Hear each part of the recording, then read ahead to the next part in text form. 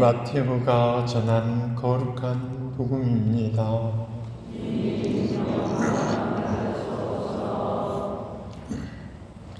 그때 예수님께서는 군중을 보고 산으로 오르셨다. 그분께서 자리에 앉으시자 제자들이 그분께로 다가왔다. 예수님께서는 입을 열어 그들을 이렇게 가르치셨다. 행복하여라 마음이 가난한 사람들, 하늘나라가 그들의 것이다. 행복하여라 슬퍼하는 사람들, 그들은 위로를 받을 것이다. 행복하여라 온유한 사람들, 그들은 땅을 차지할 것이다. 행복하여라 의로움에 줄이고 목마른 사람들, 그들은 흡족해질 것이다. 행복하여라 자비로운 사람들, 그들은 자비를 입을 것이다. 행복하여라 마음이 깨끗한 사람들, 그들은 하느님을 볼 것이다. 행복하여라 평화를 이루는 사람들, 그들은 하느님의 자녀라 불릴 것이다. 행복하여라 의로움 때문에 박해받는 사람들, 하늘나라가 그들의 것이다. 사람들이 나 때문에 너희를 모욕하고 박해하며 너희를 거슬러 거짓으로 온갖 사악한 말을 하면 너희는 행복하다. 기뻐하고 즐거워하여라. 너희가 하늘에서 받을 상이 크다. 주님의 말씀입니다.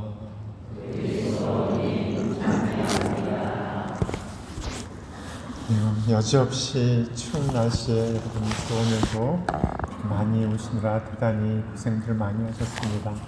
오시는데 많이 추우셨죠? 네, 많이 피곤하시네. 좀 갑자기 따뜻한 데 오면 졸리기 마련이니까 여러분들 좀 피곤하신 분들 편안히 좀 잠깐이라도 쉬시기 바랍니다. 제가 아는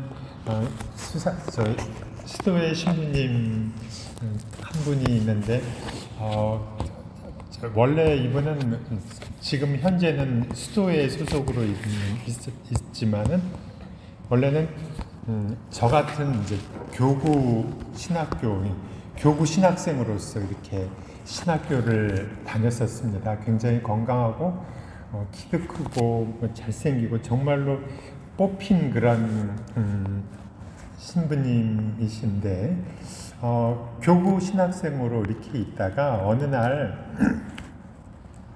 신학교에서 이렇게 축구를 하다가 이제 축구 마치고 이제 더워서 이제 샤워를 하는데 이제 찬물로 이렇게 샤워를 했다고 해요. 그런데 그만 그 찬물로 샤워를 하면서 그만 감기가 걸린 것 같아서 며칠을 약을 먹다가 안 돼가지고 병원에를 갔는데 병원에서는 뜻밖의 그가 활동성 아주 강한 전파력이 아주 강한 활동성 결핵, 또 거기다가 또 간염까지 겹쳐가지고 굉장히 위급한 상황이었어서 입원을 하라고 이렇게 했다고 합니다. 그래서 입원을 하고 병원에서 이렇게 있다가 학교로 돌아오니 학교에서는 퇴교 처분이 내려졌습니다. 왜냐하면은 신학교는 24시간 신학생들이 함께 밥 먹고 그야말로 먹고 자고 24시간을 같이 하기 때문에 그런 어떤 활동, 이렇게 전염력이 강한 그런 질병을 갖고 있으면 같이 생활할 수가 없기 때문에 퇴교를 할 수밖에 없었습니다. 그래서 그 신학생은 신학교에서 퇴교 이후 좀 방황을 하다가 어느 조그마한 수도회로 이렇게 가게 됐습니다. 그래서 그 수도회 소속으로 있다가 다시 사제가 되고 싶은 그 마음을 끊지를 못해서 이제 신학생으로 저 같은 교구 신학생이 아니라 수도회 소속 신학생으로 신학교회를 다시 가게 되었습니다. 그러면서 이제 계속 그 질병이 아주 강했기 때문에 매일 하루에 3번 주먹 하나로 이렇게 꽉 찬 그런 약을 매일 먹고 3번씩 먹고, 그러면서 또 신학교를 그 학교에서 생활할 수 없어가지고 멀리 버스를 타고 통학을 하면서 왔다 갔다 하면서 몸이 이렇게 그야말로 많이 무너지고 망가졌었습니다. 그래서 나이가 들고 이제 그러면은 머리도 빠지고 그러기 마련인데, 이미 이 신학생은 20대 초반의 젊은 나이에 머리가 거의 이렇게 빠질 정도로 그렇게 고생을 많이 하면서 병원을 가는데, 어느 날 병원에 가서 이제 정밀 검사를 2년 만에 다시 또 정밀 검사를 하는데, 병원에서 뭔가 이상한 이야기를 했습니다. 몸이 정상이고 그런 먼저 진단받았던 그 병이 오진이었다고 이렇게 얘기를 했습니다. 그래서 왜 오진이었는지를 보니까 자기 앞에 있던 사람하고 본인하고 이름이 똑같았습니다. 세상에 이럴 수도 있음. 제 이름 앞에 똑같은 사람이, 그분은 연세도 많았는데 그 사람이 그 2가지 질병을 갖고 있는데 이름이 똑같으니까 그 간호사가 착각을 해서 이 학생에게 그 병명을 준 것이었습니다. 그러니까 2년 동안 잊지도 않은 그 약을 먹으면서 머리는 다 빠지고, 또 학교에서는 또 퇴교를 당하고 또 그러면서 고생을 했는데 이것이 알려지고 이제 그 오진이 된 거를 알려줘서 이제 다시 그것을 학교 측에 연락을 해서, 학교에서는 그러면은 다시 너 원래대로 복권을 해주겠다, 다시 들어와라 했는데, 이 신학생이 어떻게 했냐면은 가지 않았어요. 왜냐하면은 내가 어려웠고 힘들고 그랬을 때 나를 받아준 그 조그만 그 수도회를 내가 이제 와서 뿌리칠 수 없다. 그래가지고 그곳 소속으로 이제 계속 있다가 이제 서품을 받게 되었습니다. 저희 때 보통 신학교에서 가서 그 서품 받기에는 10년, 군대 포함해서 10년 걸렸는데, 이 신학생은 14년이 걸렸습니다. 그리고서 이제 어머니가 끊임없이 함께 기도해주고 함께 해줬는데, 서품을 불과 몇 달 앞두고 어머니는 갑자기 선종을 하시게 됐습니다. 그래서 가족이라고는 저기 어머니뿐이 안 계신데, 그렇게 어머니 떠나고 나서 그 신부가 이렇게 서품을 받고 천미사를 하는데, 저도 올라가서 그 천미사에 함께하는데 미사를 동안 많이 눈물을 흘리는 것을 볼 수 있었습니다.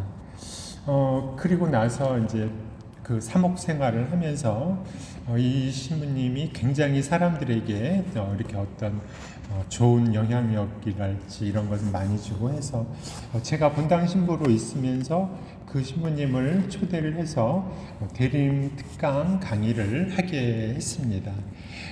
그런데 제가 그동안 본당에 있으면서 그 많은 신부님들을 이렇게 초청을 해서 강의를 하고 특강을 하고 했는데, 제가 이제까지 보니까 이 신부님처럼 교우님들이 좋아하는 것을 찾아볼 수가 없었어요. 너무 그 신부님을 좋아하고, 심지어 그 신부님이 이제 가고 나서 저한테 그 신부님 이번에 특강을 또 안 오시냐 또 하면서 계속 또 그 신부님 안부를 묻고 해서, 제가 그때 크게 깨달은 것이 있습니다. 특강을 이렇게 하고 할 때 이런 훌륭한 신부는 초빙하지 말아야겠다. 괜히 이런 걸로 인해서 내가 많이 깎이니까 이런 신부는 절대로 부르지 말아야겠다는 것을 깨닫고, 그 이후 지금까지 그 신부를 한 번도 부른 적이 없습니다. 그러니까 앞으로도 저는 이것을 계속 이어갈 생각입니다. 저는 생각하기를 왜 이 교우님들이 이 신부님을 이렇게 좋아했을까? 제가 보기에 그것은 한 가지. 그는 많이 아파봤어요. 많이. 몸과 마음이 많이 아파봤어요. 그래서 그는 아픈 사람의 마음을 직감적으로 누구보다 깊이 헤아리고 직감적으로 아는 것 같았어요. 그래서 손길 하나에도 따뜻함이 묻어났고 말 한마디, 누군가에게 손길을 건네고 말을 건네고 또 그를 바라보는 그 눈빛에서 그의 눈빛과 손길과 말에서는 예수님의 마음이 품어져 나왔기 때문이에요. 교우님들은 그것을 직감적으로 알고 그분에게 다가설 수밖에 없었어요. 우리는 살아가면서 이런 생각을 합니다. 내가 그때 거기 가지 않았더라면, 내가 그때 그것을 하지 않았더라면, 아마 그 신부님은 한때 이렇게 생각했을 것입니다.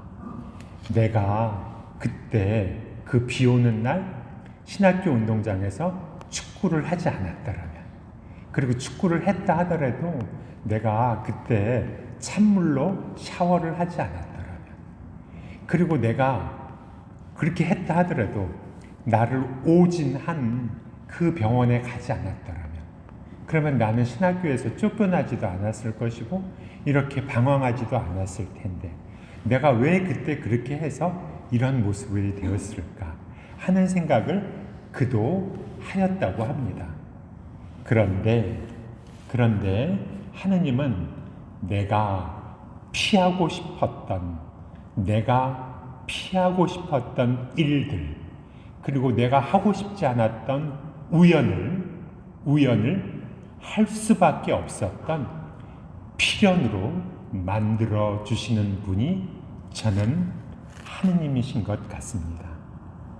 하느님께서는 우연을 필연으로 만들어 주시어 내 인생의 주인이 내가 내 인생의 주인이 아니라 하느님이 내 인생의 주인이심을 깨닫게 해주시려는 것 같습니다. 그래서 우리는 하느님을 하느님이라고 부르지만 또 내 인생의 주인이어서 하느님을 주님이라고 부르는 것 같습니다.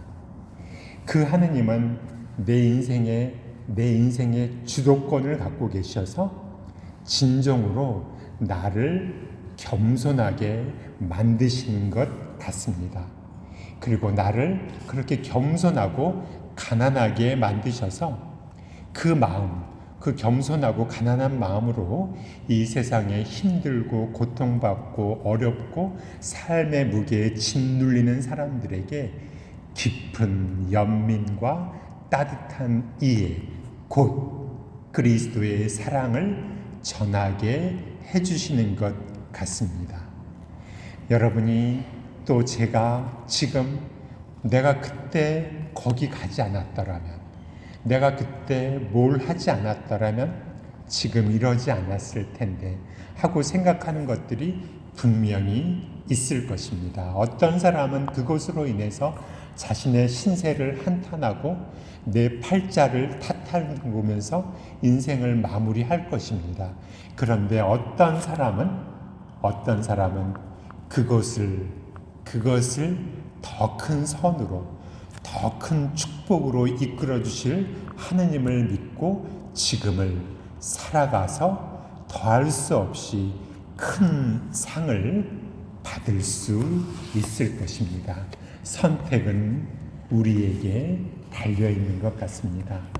그가 참미사를 할 때 저는 기차를 타고 올라가기 위해 그에게 줄 선물을 찾다가 그에게 꼭 맞을 선물 하나를 선물방에서 볼 수 있었습니다. 조그만 도자기 타일에 쓰여진 글에는 이런 말이 써 있었습니다. 행복하여라, 마음이 가난한 사람들. 하늘나라가 그들의 것이다. 행복하여라, 슬퍼하는 사람들. 그들은 위로를 받을 것이다. 행복하여라, 온유한 사람들. 그들은 위로를 받을 것이다. 행복하여라, 자비로운 사람들. 그들은 자비를 입을 것이다. 천주의 성모님, 저희를 위하여 빌어주시오.